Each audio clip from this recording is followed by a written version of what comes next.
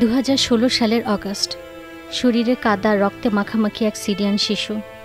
সিরিয়ার আলেপ্পোয় রুশ বিমান হামলায় ধসে পড়েছে তার বাড়ি। ধ্বংসস্তূপের ভেতর থেকে তাকে উদ্ধার করা হয়।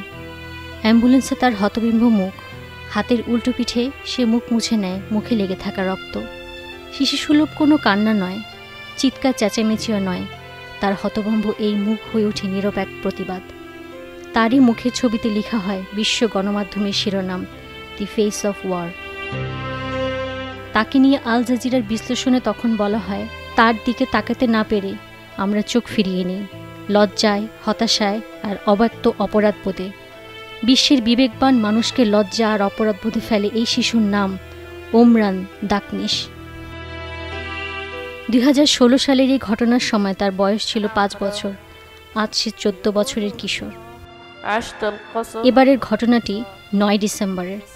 দামেস্কের একটি কনফারেন্স হল। সিরিয়ার স্বাধীনতা দিবসের অনুষ্ঠানে সবার নজর কেড়েছে এই শিশু, আজকের কিশোর ওমরান দাকনিশ। নিস্তব্ধ অডিটোরিয়ামে বক্তৃতা করছে ওমরান, বলছে 9 বছর আগে মৃত্যুর মুখ থেকে ফিরে আসার সেই গল্প। মঞ্চের স্ক্রিনে তারই 9 বছর আগে সেই হতবিম্ব মুখ। ওমরান বলছিল, যুদ্ধ কি করে তার মতো শিশুদের অধিকার কেড়ে নেয়, যুদ্ধ কি করে একটি শিশুকে বিপন্ন করে তোলে, যুদ্ধ কি করে মানুষের শেকড়চ্যুত করে। ওমরানের কণ্ঠ কাঁপছিল, কারণ দর্শক সারিতে স্বয়ং সিরিয়ার অন্তর্বর্তীকালীন রাষ্ট্রপ্রধান সারাহ, কিন্তু তার উচ্চারণে ছিল দৃঢ়তা।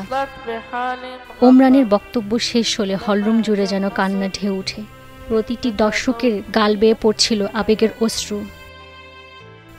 দর্শকেরা বলছিলেন, তাদের চোখের এই অশ্রু দুঃখের অশ্রু নয়, আনন্দের।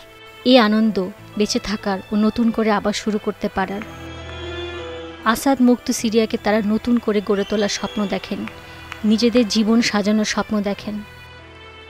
সিরিয়ার ভবিষ্যৎ তৈরি হবে এসব শিশুদের গল্পে, দশকব্যাপী একটি যুদ্ধ যাদের শৈশব কেড়ে নিয়েছে। রাহনুমানুর, স্টার নিউজ।